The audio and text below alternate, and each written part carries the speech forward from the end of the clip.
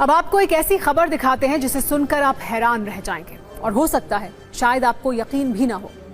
जरा सोचिए, एक विमान 30,000 फीट की ऊंचाई पर उड़ रहा है। बाहर का तापमान -50 डिग्री सेल्सियस से भी नीचे है। हवा में ऑक्सीजन इतनी कम कि सांस लेना नामुमकिन। और इन खतरनाक हालात में एक 13 साल का बच्चा बिना किसी सुरक्षा के विमान के पहियों में छिपकर काबुल से दिल्ली की यात्रा तय कर लेता है, और वो भी पूरी तरह सुरक्षित। ये किसी चमत्कार से कम नहीं है।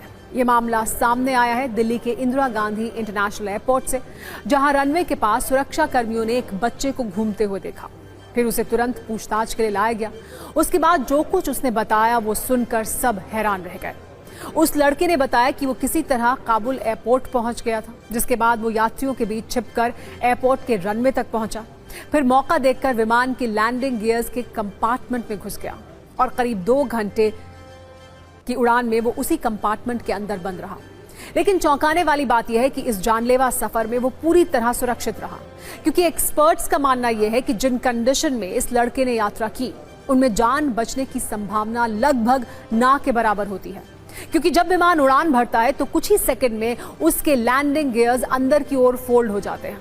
उस हिस्से को व्हील वेल कहा जाता है। इस दौरान अगर कोई व्यक्ति उसके नीचे फंसा रह जाए तो बुरी तरह कुचला जा सकता है।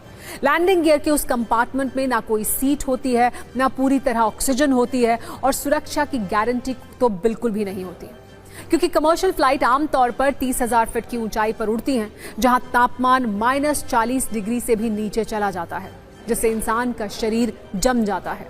जैसे जैसे विमान ऊंचाई पर पहुंचता है, ऑक्सीजन का लेवल भी तेजी से घटता है। कुछ ही देर में इस तरह से सफर करने वाले शख्स की मौत हो सकती है।